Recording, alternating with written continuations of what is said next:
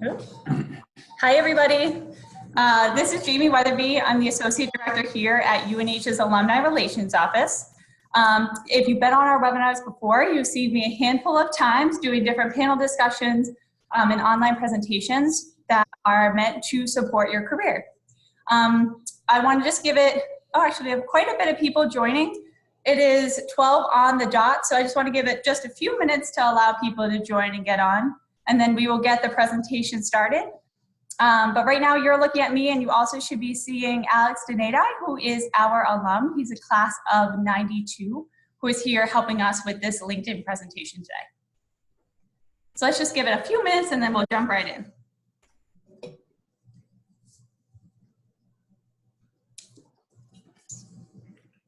Note the UNH swag. I left mine downstairs. I should have grabbed my UNH water bottle as well. We would have been fully branded. Although, if you can see my photo behind me is a 1895 photo of T Hall, which is pretty cool too. Oh, nice. Yeah. I'll share a quick story. One of the best gifts I got for Christmas this year, my mom found. She does a lot of house sailing and going to consignment shops and whatnot. She found I don't know the date of it, was a plate that had T Hall right on the crest of it. Oh, that's awesome. Yeah, so to find something like that down here in Pennsylvania is not an easy thing to do. But she found it buried amongst other things in the kind of the consignment rack. So yeah, it's kind of cool. That's so funny. That's great. Sorry, 1 second. All right, so we have about 30 people here on the webinar. I would say it's a perfect time to get started. People can join in as we do our warm-up slides here. But for those of you who joined late, I said earlier, I'm Jamie Weatherby. I work in the UNH's Alumni Relations Office. I have the pleasure of being joined here today with Alex Donati. He is our 1992 alum.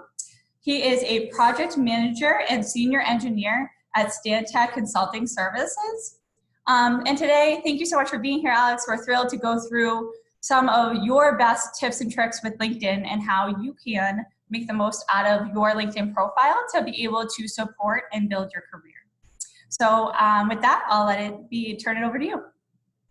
All right, thanks, Jamie. Welcome, everyone. Thanks so much for taking the time today to join us for this presentation. Whether you're UNH affiliated or not, we thank you for taking the time to be with us today. I think we have a pretty good presentation lined up for you today. One of the things we'll be doing is looking at my particular LinkedIn page. We'll take a little tour through that today. And just a little bit of preface announcements here as we go through the content today. Please be mindful of thinking about your particular situation. So, as Jamie had pointed out, I'm an engineer. I went through the chemical engineering program at UNH. Have moved on to get a couple additional degrees, but I consider myself an engineer. I'm practicing as an engineer, and I've been in the business for about 25 years, specifically in wastewater engineering, environmental engineering.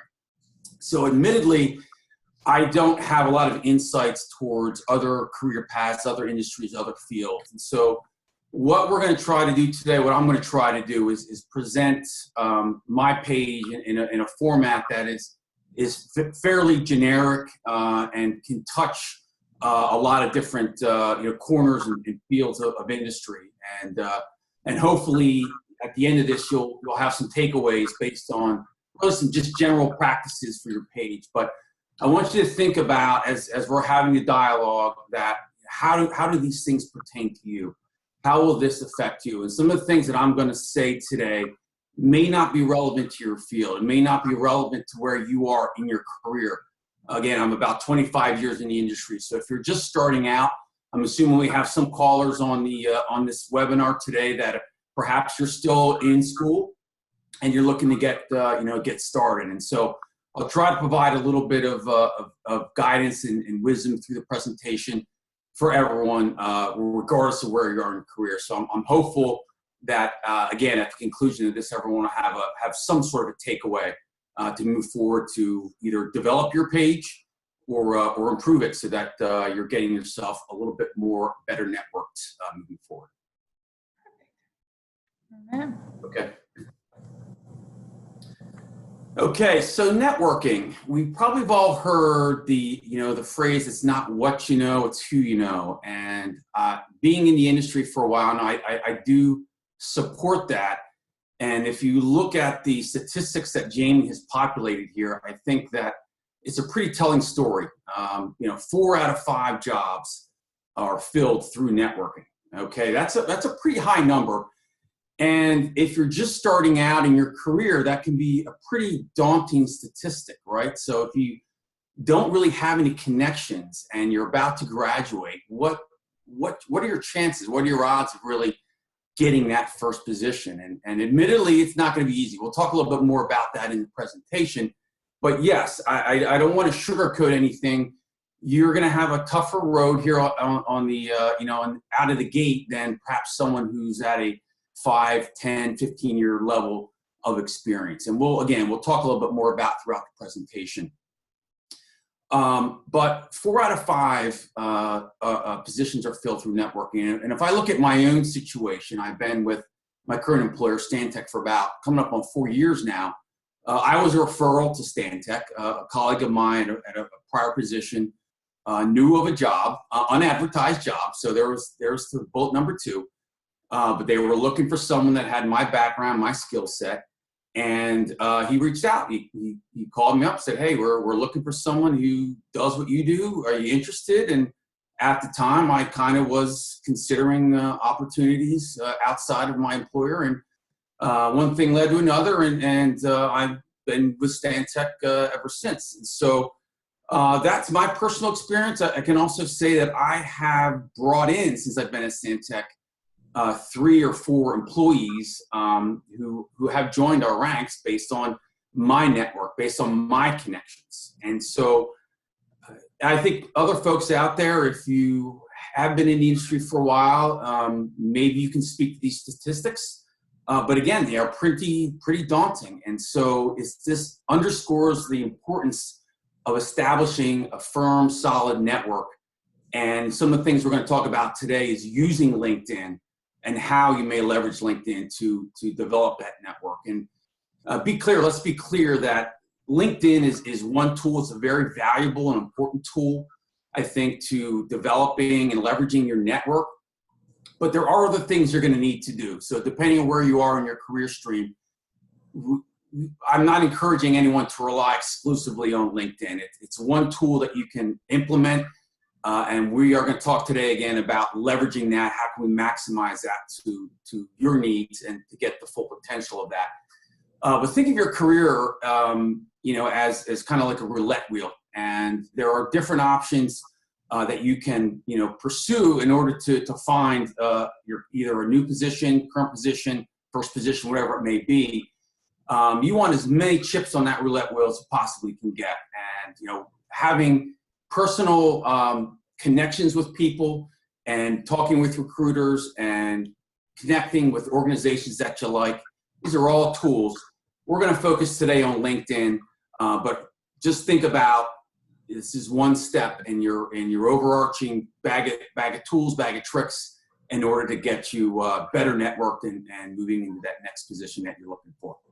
So Alex, when I first had looked up this statistic, I thought it was really high too, but I also would say if I look back at my own career, I've held 3 different long-term positions and I got every single one of them because I actually knew somebody.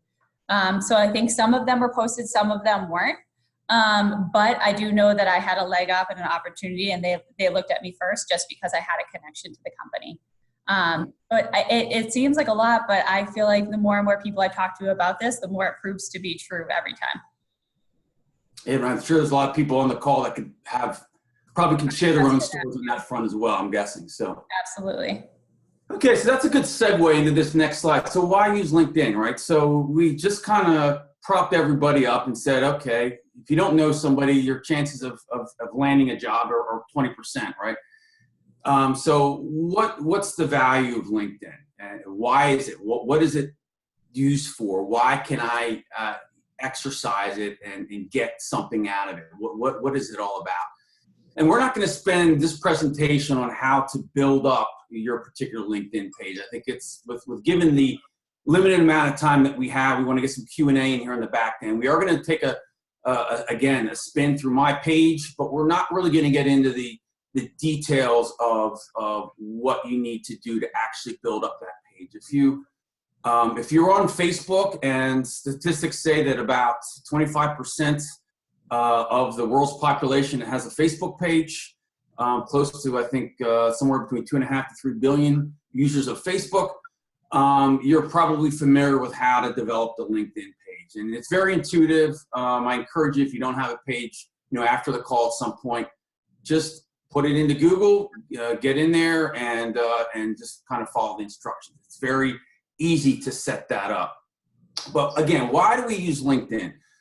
Getting back to what I had said in the previous slide, it's one way to keep you connected with your network of the folks that you already have a network with, but also reaching out to grow that network, expand that network. So as we said, if you know someone, if you have connections, you have a brand, you have a relationship, your chances of finding that opportunity go up exponentially. And so the LinkedIn tool will allow you to develop those contacts, link with the people that you already know, but also to take those existing relationships and find other ones which may be affiliated with those relationships.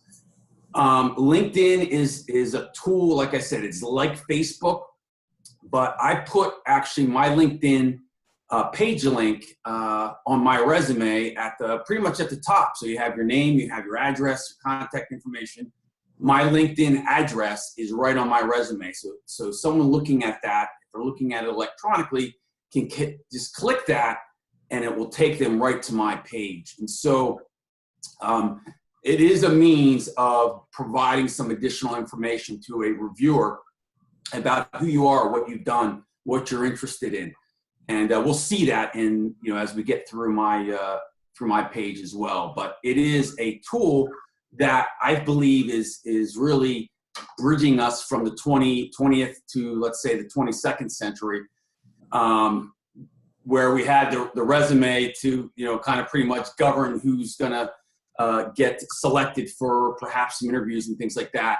We, I think, are moving away from that, or at least taking the next step in other directions, more electronic based tools and mechanisms to get in front of potential employers and express yourself to them. So that's what LinkedIn in a nutshell can do for us. Awesome. I'd also say, so I'm going to click the slide about building your online brand. So I would just also add that I do know you mentioned if you Google search somebody, the beauty of LinkedIn is a lot of times that'll be the person that comes up. So especially if you keep your other social network profiles like Facebook or Instagram, if those are private, the first things that'll come up are your LinkedIn, which is great because then you have an opportunity to control the first impression of an employer, which likely is coming to them online. If you haven't built that relationship in person already, they're likely seeing your LinkedIn profile first.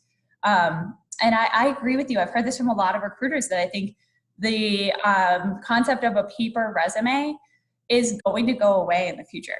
And it's going to be all online. It's going to be this online professional network, whether it's LinkedIn or it morphs into something in the future. But it doesn't make sense with today's world that our best case of getting a job is going to be a one-page resume. The LinkedIn opportunity is just so much greater than that to be able to showcase your work and what you've done before. So I think that that's a really great point that you made.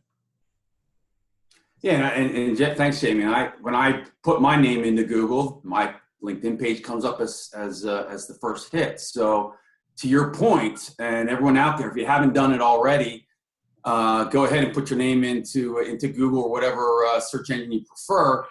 And I say that with a little bit of caution. You may be surprised as to what you see there. Some of the things that come up as a hit. There are things that may go back 10, 20, 30 years that you've completely forgotten about that may appear when you do a search of yourself. So bear that in mind. But to Jamie's points, LinkedIn, for whatever reason, perhaps that they've gotten a relationship with many of these search engines that as we all know, in order to get kind of the higher, hit on the higher up on the list, you can pay a premium to these engines in order to get that. And I think that LinkedIn is one of those organizations that have undertaken that. So another good reason why you want to get yourself a LinkedIn page and make that the first thing that potential hiring manager may see if they happen to Google your name, as opposed to something you may not have a whole lot of control over.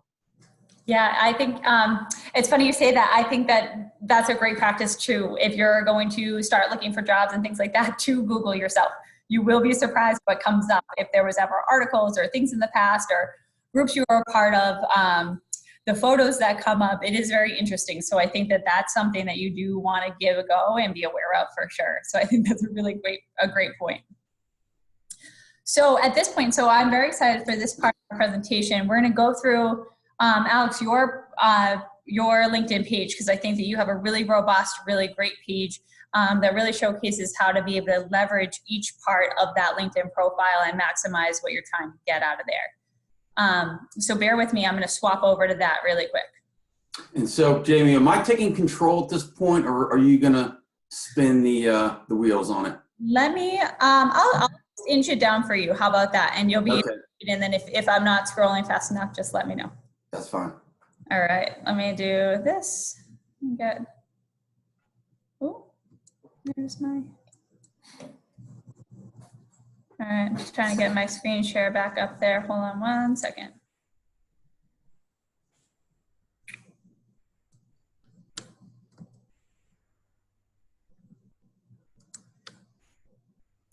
Perfect. Can you see your LinkedIn profile there? I can. Fabulous. All right, we made it. Perfect. Perfect. So let me give a little scroll down so you can have your header and then take it away. All right. So here's what you'll see. If you click onto my LinkedIn page, this is the front and center. And I want to kind of take the opportunity here to underscore an important point here. So you probably are aware that through the hiring process, the face time that you may have with potential hiring manager could be limited. Sometimes someone has a stack of resumes and they're flipping through, they're looking for certain things, right? And so you may only have a couple seconds of their attention for them to make a decision, whether true or false or anywhere in between, whether or not you're a viable candidate or what they're happy to be looking for. So I want to underscore the importance of this first shot that they're going to see. We've got a photograph in there. I've got a nice backdrop.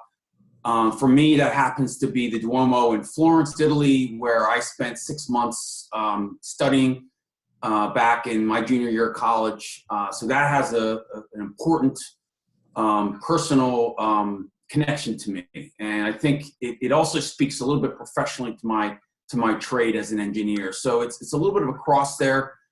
And so I know that there may be some tendencies for you take the headshot to put a picture of your dog in there. You probably have the cutest dog in the world. That's not what it's all about. But I want people to kind of come away with the message here that this is a professional interface. And the folks that are going to be looking at this are going to be expecting a professional interaction. And so depending on your career, if you're in graphic design, if you're in architecture, something of that nature, maybe you're a tattoo artist, maybe having something a little bit more alternative for a photograph or a backdrop would be appropriate.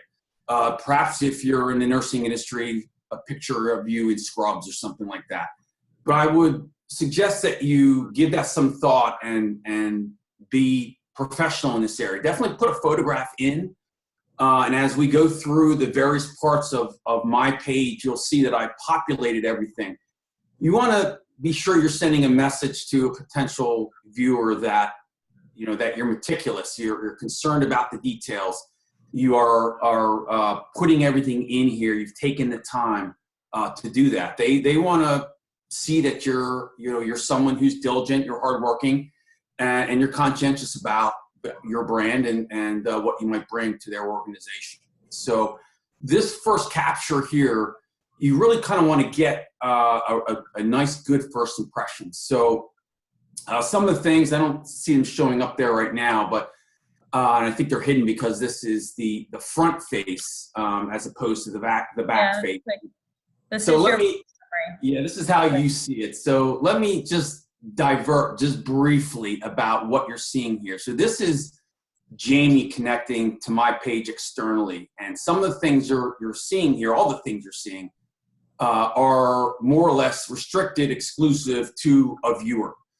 When you go to your specific page, you're going to see this a little bit differently. There's going to be boxes and information to allow you to edit this information.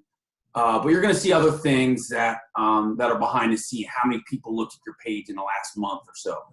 Maybe one of the things that are not going to be externally apparent. So the important thing here is again, this is what a potential recruiter or anyone else looking at your page would see.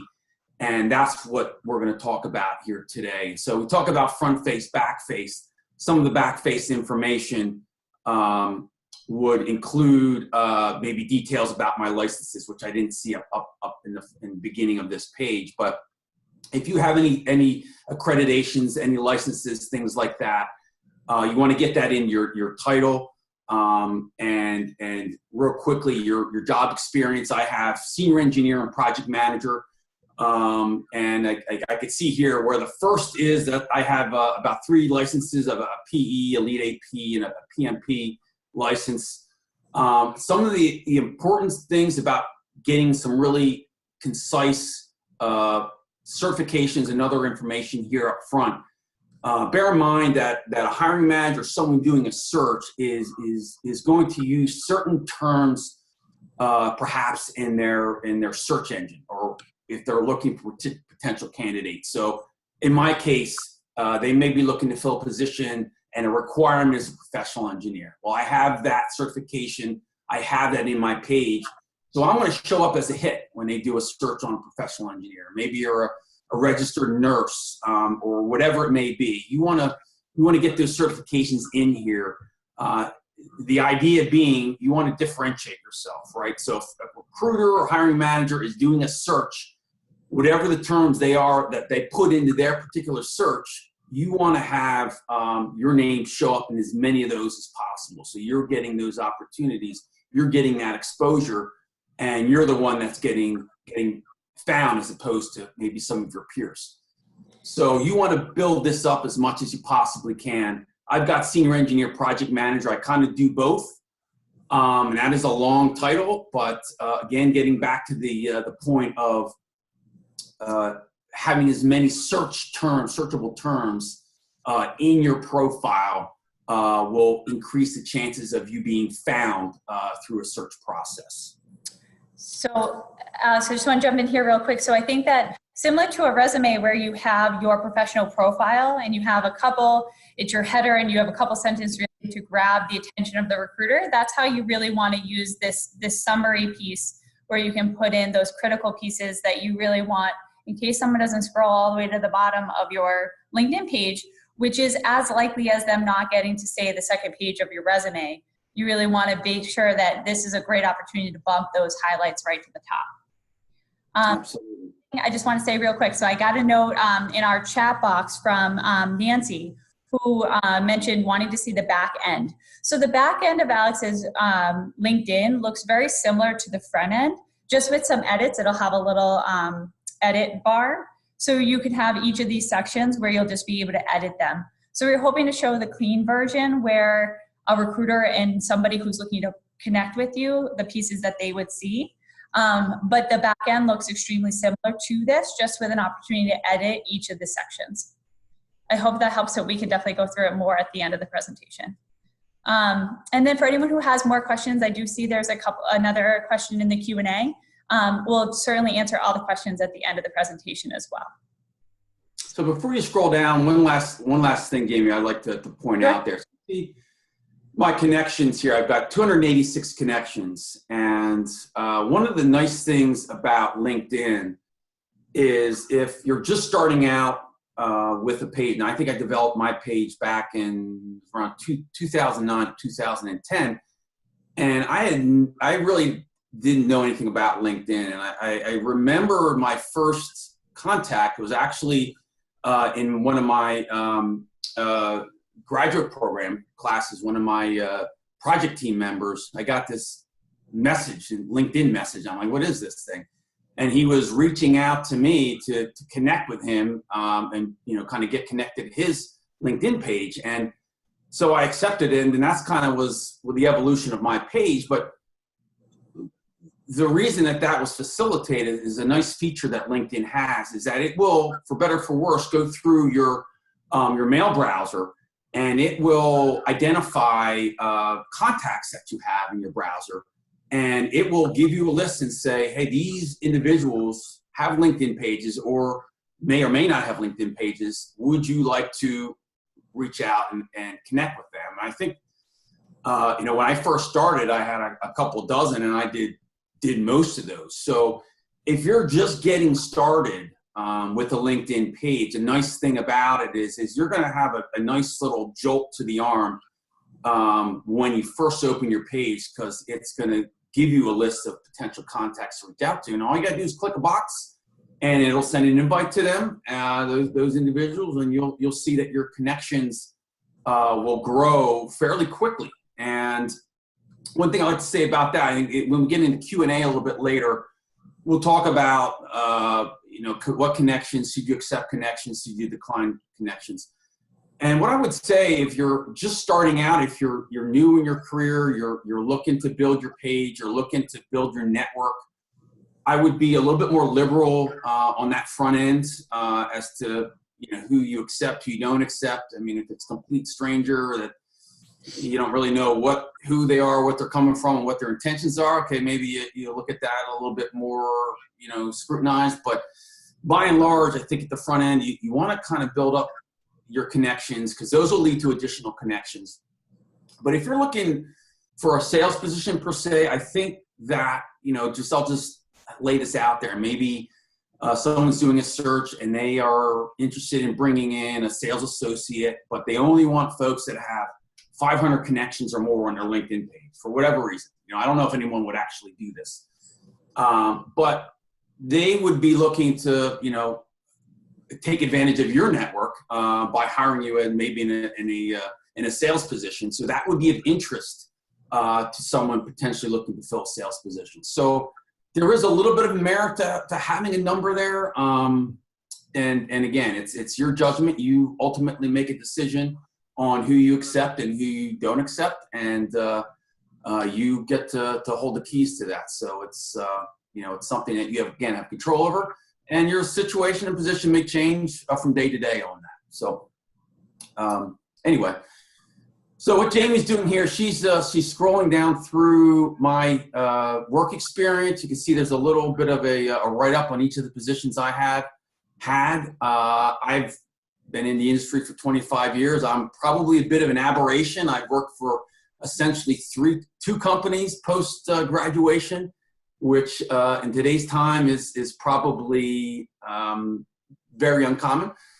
And so if you are first starting out, I would encourage maybe you don't have any significant work experience in your field. The important thing here, and you probably have heard this about your resume, is you want to get some experience on here, whether you're waiting tables, whether you're working at a grocery store, whether you're delivering newspapers, whatever it may be, it doesn't really matter at that juncture. Get something. Alice, go ahead. Sorry. Yeah, no, that's okay. So we just so we highlight things that people are really curious about. We actually have a couple questions down in that Q&A feature that I think would be a great moment to talk about. So Jennifer asked if I graduated in the mid 80s, and some people tell her not to put her dates on her LinkedIn. I would love to hear your thoughts on that. But my feeling on that would be, it depends on what you're going for. Typically you want to have your dates on here because it gives an idea of longevity, how long you've worked places, what your level of experience looks like. I think there may be only rare occasions where maybe you'd want to leave them off. Say you switch careers, or if you took a really long time off of working for one reason or another, which a lot of people do in their lifetime. But for the most part, I mean, mid 80s is not that, that's not that long ago. It feels like it, but I don't think that, I mean, we have a ton of folks that are still, you know, you're getting into deep into your career with very successful roles at that point. I don't think that that's a negative. What's your thought on that, Alex? Yeah, so I mean, I think we've heard, you know, there could be a lot of profiling, there could be a lot of bias in positions, and so the one to that point, I understand that if you, depending on what position you may be looking for, you may be finding, you may flat out go into interviews or may be told by hiring managers, hey, we're looking for someone who's a little bit younger, maybe less expensive to fill this position, and you feel that perhaps you don't have access to those positions. That's a reality. You know, I think as I do a fair amount of hiring myself for my organization, and those things are looked at. And I know that there are, you know, rules and laws in place to you know, to try to curtail that. But the reality is that that is a truth that we can't ignore and we can't bypass. The thing about not including dates in your, you know, in your LinkedIn page or on your resume, to a hiring manager, that is sending a message that, okay, you're trying to kind of hide that information. So the takeaway from someone looking at that resume is that you are someone, if you're showing experience, that you are someone senior and perhaps at any high level of seniority, and you are looking to kind of mute that, and so someone will pick up on that and will generalize, make an impression or opinion that this is someone senior. Now, whether they're looking for someone senior or they're not is a different matter, but you could be excluding yourself by not putting that information in there. But yeah, that's a slippery slope. It's tricky, and I think, to your point, Jamie, I think you need to put your best foot forward here and be be looking at the strengths that you bring with your tenure and your experience, and really showcase that, because hiring managers they're savvy, they know what to look for, and they're going to find their way around that. You're not really going to fool too many people by taking that approach. Yeah, I mean, the other thing, so I say this a lot about resumes, like, and similar to LinkedIn, is that you're showcasing yourself the best way possible. So a lot of times that does take maybe finagling what is in that top summary piece, or putting, and that's when the networking piece comes into play in a much more meaningful way. So I think if you have longer, I want to say, dates like in the 80s or in the 90s or before that you're trying to say, depending on if you're trying to change your career, if you're trying to change your career, that's a great moment to build those relationships outside of LinkedIn, meet people, or through LinkedIn, try to outreach people and build those relationships, with LinkedIn being the segue and the vehicle that you use to make those relationships. Because that's when you get off that piece of paper or off that computer screen and you become a real person to somebody who might be interested in giving you the benefit of the doubt or the opportunity. I think when people have some things to explain on their resume, and it's hard to do that on a computer screen or on a paper resume, that's when you really want to be focused on building those relationships. And then you follow up with those relationships on LinkedIn, or you find them through LinkedIn. But you still, I think the bottom line is there's still a very important piece of that human connection and that opportunity to open that conversation. And that's really where you want to do that. Another question, so I had another question on here as well that I think is really interesting, about what you would want to use as a title if you're currently unemployed. Do you want to take that, Alex?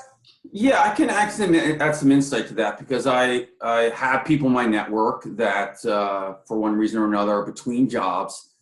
And you can, in my field, let's say if I was between jobs, I would put in my position, environmental professional.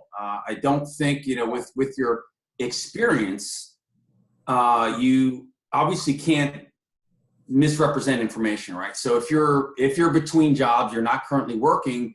In this case, you're looking at, my kind of work experience. You got to end that, right? You got to show the end date to that.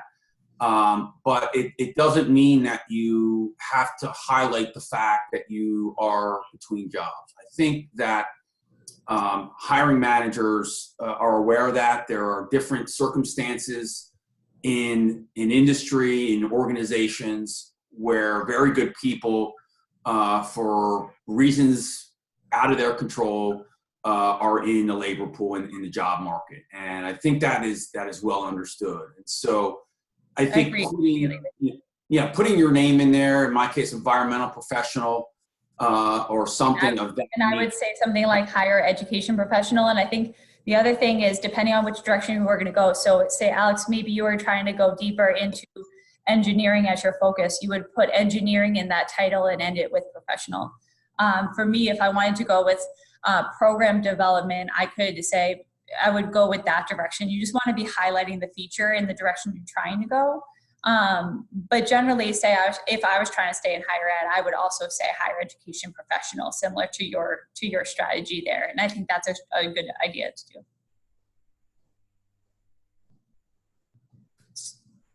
So I'm ready to sit down unless you're taking more questions, if you want to. Nope, that's the end of our questions for right now. So we're going to definitely have more questions at the end, but I just wanted to catch those while they were relevant on the page, part of your page we were at. All right, so moving into your education. Yeah, in the interest of time, well, let's try to move through here a little bit more quickly here. Again, this is pretty matter of fact stuff that would show up on your resume. It's your education here with some of the accolades you can show there. A little bit of a write-up. Again, to my earlier point, if there's a box when you're developing your page to put in some text or some photographs or any material, go ahead and put that in. You don't have to get overly verbose. To Jamie's point earlier, you may not get that much attention time from someone looking at your page. So you want to try to capture it succinctly, but give them a little bit. Give them a little bit of personality. Give them a little bit of flair.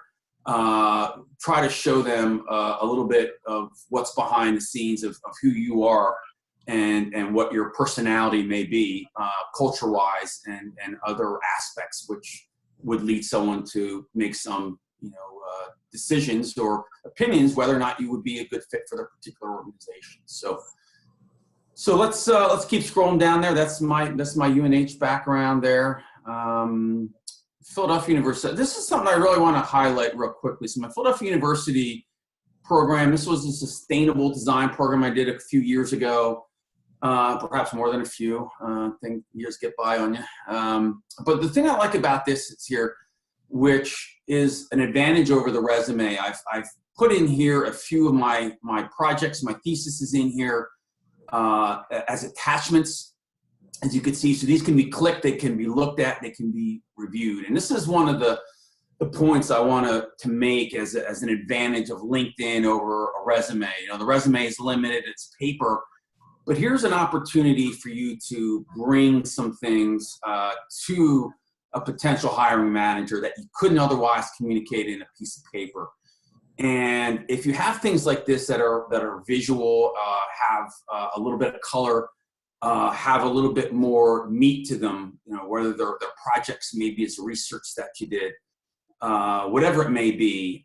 If you're in advertising, maybe there's some really cool snazzy ads that you've put together. In architecture, if some of the designs that you've done, you want to get those in front of people here so that they can see what you've done. They want to see your creativity. They want to understand that are you someone who is going to quote unquote think outside the box, or are you someone that, okay, this is looking pretty vanilla.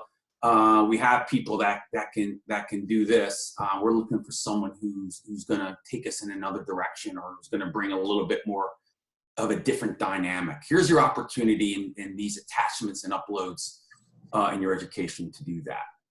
So I encourage you to take advantage. I think that's awesome, Alex. It's interesting. We actually, hiring practices are really tough for managers. In just a couple interviews, it's hard to really know whether that person's caliber of work is where you would want them to be at, or that they'd fit with your company culture. But I think showing things like this is a tremendous way to be able to give yourself a leg up.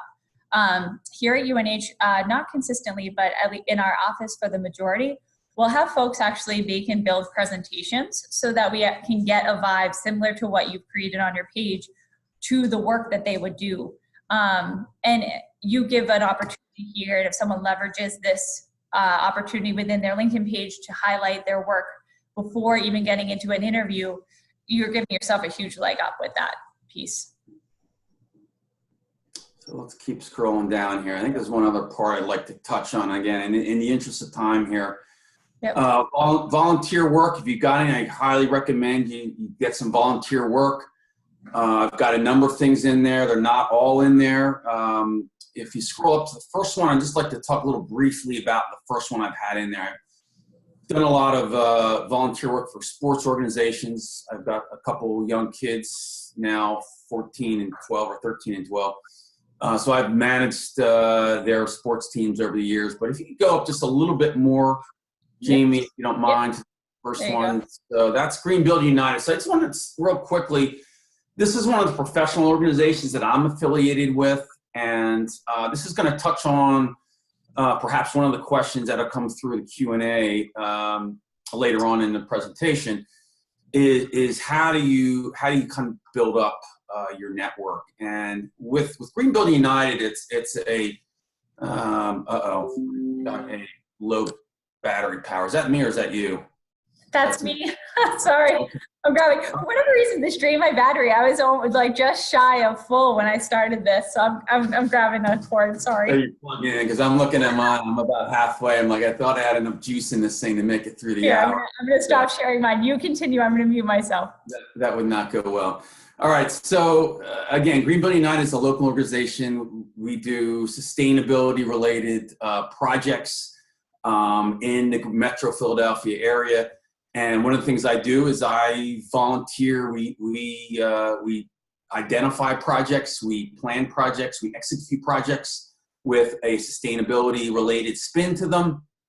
Some cases, disadvantaged organizations, whatever they may be. But I'm very active in that group. I receive no check for that, and that's perfectly fine by me. I enjoy the community that I'm involved with. We are like-minded. And I want to take this as an opportunity to say, these are great opportunities to actually network. So you're going to find yourself connected with people that do the things that you like to do, whatever the affiliation may be. And we'll have potential leads to opportunities. They may have other people in their network to connect with. And so I really encourage you to get involved in some opportunities that interest you. Okay, maybe maybe there are some opportunities that would be better, in your opinion, would be a better source of connecting and networking. But ultimately, you want to enjoy what you're doing, and you want to get some return and reward of doing that work. So find some things, a couple things, and get active. Don't just sign up for their list and get their emails and say that you're paying your $25 a year, whatever it is. Get active, get out there, rub some elbows, get your hands in the dirt, meet people, talk with people, and get to know the organization, and generally get involved and give back. You'll find the rewards are more than the time and the effort that you will put in. I promise you that. So let's keep going down a little bit more. I know that we're now at the end of the show here. We're going to skip through accomplishments, languages, projects are some of the things I have on my resume. If you've got any publications, you want to get them here. Again, this is at the bottom of your page. So you are not going to, or I should say not going to, the chances of someone getting this far down your page may be limited. So this is, you can see very low graphic appeal here. This is more factual stuff. If someone's looking to find, hey, do you have this degree? Do you have this certification? Do you know this particular computer programming language? Whatever it may be, this is where you would stash that. And it's really just some additional context and search words for a potential reviewer. And I know I said this earlier, but I think similar to because a resume, because it's at the end of the LinkedIn page, if these are really substantial certifications or qualifications that you may have that would really give you a leg up, these are the kinds of things that you want to put here, but also embed up in the profile section, that summary section. That way you're kind of stacking the deck in your favor, that someone's actually going to see these things that are going to be your greatest assets, rather than the fact that they just happen to be at the bottom of the page. One of the things here before we move on is I don't see it in this view, but there's a section for recommendations, and maybe up to the top on the right. But I would blocking it a little.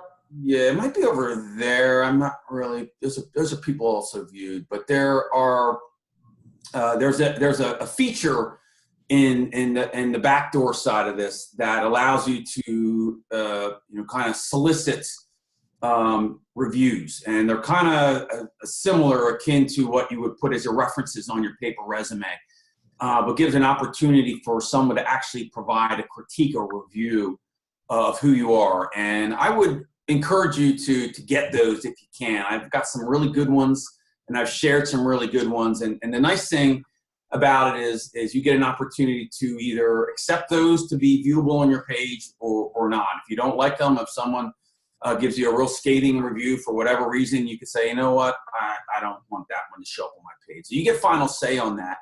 But it's a really good way of communicating to others who you are as a potential employee. Do you work well in teams? What are your traits? What are your habits? What are you good at? What are the things, your strengths that you bring to the table? And if you look at, I've got, I think, 6 of those. If you look through mine, you'll see some common threads there. I think a takeaway for a hiring manager would be looking at those threads. Well, 4 out of 5 of these reviewers said, Alex is detail-oriented, right? And so they could probably say, hey, he probably is a detail-oriented guy. We're looking for a detail-oriented guy. So maybe we'll give him a call and have a conversation with him. So go ahead and really use that tool and see what you can do with that. I think it's a nice little added value feature that LinkedIn provides. So we have a couple other comments here real quick that I would love to discuss. So one of our questions is, how far back should we put volunteer experience here on your LinkedIn? We have someone who said that they assisted in a Boy Scout troop about 10 years ago. So there's a couple of things, in my opinion, about LinkedIn where it's nice because you're not limited to that one page of space, that you could definitely add it on there. And it doesn't, there's no harm in that. But if it was something that you did for a brief period of time, it's not directly related to the work that you are looking to do or the job that you're trying to get with your LinkedIn or the industry you're in, it may or may not be overly important. My general philosophy with volunteer experience is you really want to focus and highlight on the work that you did that directly speaks to the jobs and the experience that you're trying to gain. So if you're trying to apply to a job within the Boy Scout organization, then absolutely, that's a great tie back to say, this was a really meaningful experience that I had, albeit it was a few years ago, but it left a lasting impression and I'm really excited to get back into it or be part of your organization again. That's when you definitely want to keep it on. But if you're an accountant and you're looking for your next position, it doesn't necessarily going to be the thing that gets you that job, if that makes sense. What I would add to that, if you have nothing else to put in there for volunteer work, and that's perfectly fine, you may or may not, I would think having something in there is a little bit more valuable than having nothing at all. So to Jamie's point, if you've got 12 volunteer experiences that you can pick from, perhaps you want to screen those out and put the more recent ones in that are more related. If you don't have that, I do think it's important to showcase that you are someone who does volunteer work, even if it was 10 years ago. Right. That you are someone that, again, you're willing to do a little bit extra without a paycheck associated with it. Sends a message that you are someone who's willing to give back and are interested in giving back in some capacity. So I think I would answer that with a little bit of an asterisk, but Jamie's point, well said for sure. Definitely. So I want to show you one other thing too before we go strictly Q&A. So we actually have a question from Rebecca, and I think that this ties nicely in about if you're already on LinkedIn, but you're looking to get into a new industry without letting your current network know that you're looking elsewhere. So I know that with LinkedIn, there is a feature where you can say that you're open to recruiters, but you can hide that from your main page. Do you know more about that? Yes. Yeah, that's to me. There is in the back side of your page, there is a box, and I was look on my page the other day, and there is a checkbox where you can specifically say, okay, are you open for recruiters or not? And yes, there are ways to customize the back side of your page. So obviously you don't want to be advertising to perhaps your current employer that you're in the market, right? So if they catch wind that you're actively looking for a new position, that could be, you may be seeing your pink slip show up at your desk within the week. So be mindful of that. And I think most people that connect with you and reaching out, if they're a recruiter or a hiring manager, are savvy enough to understand and to appreciate the delicacy of that situation and that relationship, and that they typically don't exploit that to your disadvantage. So that's at least my personal experience. Sure. No, I completely agree. In terms of actually looking to network with people within a new industry, what I did want to share on this presentation is there's actually a really great way to search other UNH alumni. So one of the things that I've loved the most about being here at the University of New Hampshire is how incredible the alumni base is about really loving their alma mater and the fact that everyone is willing to help anybody. So as soon as you make that connection that you're both Wildcats, your opportunity to have that person just go above and beyond for you is tenfold. And I've seen it over and over. So it's definitely, it's not a one-time thing. It's happened almost any time I've seen a student or another alum reach out to someone else in the UNH network. So when you're trying to build new relationships, I would say one of the best places to start is, I would call it right here at home, but right here in that UNH network. So I want to point out this feature. If you actually come to the main UNH page, I'm going to see here some details where it says that there's 89,000 alumni on here. So as soon as, and Alex, we saw it on your page, as soon as you put UNH as your education, it automatically logs you as part of this alumni base because it's all right on that same portal. And then what you can do, actually, if you scroll down on the UNH page, you look here to the left, you're going to see alumni right here. So if you click on that, and let me scroll down, you actually have an opportunity to learn a lot about what UNHers are up to right in here. You can see where people are highly concentrated, the companies that they work for. Clearly, University of New Hampshire is very popular. We stick with each other as an employer too. Really cool, right? We're one of the top, we employ ourselves. Here, and then you can see, you can say show more, but you can get a lot more information. But if you're looking to expand, say, to a new industry, a new area, you're specifically interested in gaining access to a company, you can actually type in here, Boston, and it's like a keyword search, and it'll bring up, so say you're moving to a new part of the country and you're looking to connect with people in that city. You can actually say Boston, you'll bring up Boston Network here. So say you do Boston and you want to work for Fidelity, as an example. These are keyword searches, and then if you scroll down, it'll show you the greater Boston area here, it'll show you Fidelity here, but then it'll also show you folks that are living in Boston and working at Fidelity, which is really great. So it'll give you a chance to actually very deliberately network with other UNH alums, and then you can message them and say in that message, I saw your profile on LinkedIn. I would love to learn a little bit more about your career. We both went to UNH. I'm class of, whatever class year you are, and graduated in this field or in this college. And just build that relationship, which will increase the chances that somebody would really want to be able to go that extra mile. And like I said at the beginning, UNH is really great about that. They go the extra mile for each other. So if you don't, worst case scenario, you don't get a response back, but for the amount that you can gain from building those relationships, that's really one of the best things that you can do. So we do have actually another Q&A question, is what are the advantages of LinkedIn Premium? Alex, did you have any feedback on that? I've actually had Premium in the past. Yeah, let me add just a couple things, Jamie, then I'll turn it over to you. So. Yeah. LinkedIn Premium, if you can find out the details by going to the LinkedIn site. It starts at about $30. I think is if you're an individual. I think it goes up to 80, or there's several tiers, as you might imagine. At the lower tier, I have a free version, just so we're all clear on this call. But if I was actively looking for a new position, I would probably consider at least getting the low $30 a month tier of LinkedIn, at least for a short amount of time. And one of the reasons is you're able to, some things you get out of that, you're able to see who's looked at your page, right? So you can get an inside track of who's actually considering you for an employment. And maybe it's an organization that you'd like to connect with, and you can expand on that and maybe leverage some of those insights to your advantage. But some of the other things that you can do with it,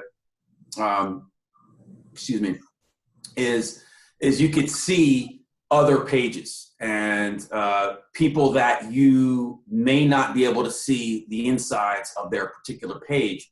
You'll be able to kind of do a little bit more research on those particular individuals. So it will help you to really scrutinize your network and find individuals, whether they're in organizations, whether they have certain skills that match with yours, to align with what you're trying to find. And so I can't speak from a personal position of having done the premium, but I would consider it depending on your particular situation. Yeah, I also believe you can sign up and then cancel at any time too. I'm pretty sure that that's true. And if that's the case, then it might be those additional features are particularly important to you during, say, a job search, or when you are looking to make a move, or you're trying to research a new direction. And then that's, maybe you could increase your subscription, and then when you find that new job and you're going to be there for a couple of years, maybe it isn't worth it to you to continue to pay ongoing. And I think that that's something that once you have it, you can try it and see if it's worth it. I had the LinkedIn Premium. I can't speak to how much all of the tiers are, but I think the one I had was really expensive. It was $500 or something dollars. And there were a lot of additional messaging features. So right now, if you want to message somebody, you have to try to connect with them first, which is why I think if you are on LinkedIn, you've seen a lot of recruiters will be able to just send you long messages without being connected to you. It's because they have those premium features. So there are some benefits to it. I think in my circumstance, it wasn't necessarily worth that large price, but if you can do it on a month-to-month basis and it's $30, then it might be worth it. We had a couple pre-prepared questions. However, it seems like we've had a pretty engaged audience with a lot of questions, and we only have a few minutes left. I would love to see if there's any other questions from the audience that we could take before we wrap up the webinar, because we really have about 2 minutes left to be in our hour.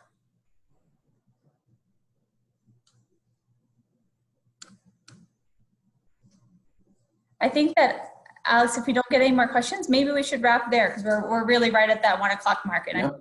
we were able to touch on the things that were most important to the folks on here, which is the goal of these anyway. So it worked out perfectly. Very good. So too bad we didn't get to your extra questions. There's some good ones in there, but perhaps the next time we'll get to those. But Perfect. Very good dialogue. All right. We'll just give it 1 second to see if anyone else pops up. Oops, sorry. Moving on my cursor here. I will just say in closing here, for a limited time only, if you are interested in building your network, I will accept any invitations from fellow alum of UNH if you do so within the next 2 hours. Just kidding. But no, honestly, I'm always interested in connecting with fellow UNH alum, whether I went to school with you recently, crossed paths with you in my other networks, feel free. And I think to one of Jamie's earlier points, I don't see a lot of UNH alum down my way here in Pennsylvania. But when I do cross them, we immediately strike up a relationship that sustains itself. And I will work a little extra harder. As I said, I'm in the hiring process. If I see someone who's got an affiliation with UNH, I put that individual to the top of the list. So, And that's just the way I feel about it. I think most others would probably do the same. So there is value in exercising your affiliation to UNH. Certainly is. Awesome. Thanks, Alex. I think we'll wrap there. Thank you so much for all of your time, all of your great feedback and insight, and to all of you that have been on the webinar and stuck with us for your lunch hour. We'll send you a follow-up email. We're going to clean up the recording, but then you can have that information, so we'll send that to you along with a quick survey. We always are trying to improve our programming, so we really appreciate if you have any feedback or ways to improve. If you've been on many of our webinars, you'll notice that we've had a lot of different formats. We'd love to hear from a user perspective which one's better to you and what you've gotten the most out of. So again, thank you so much, Alex. Thanks everyone for being on, and I think we'll say goodbye there and sign off. Thanks, everyone. Have a great day. All right, thanks.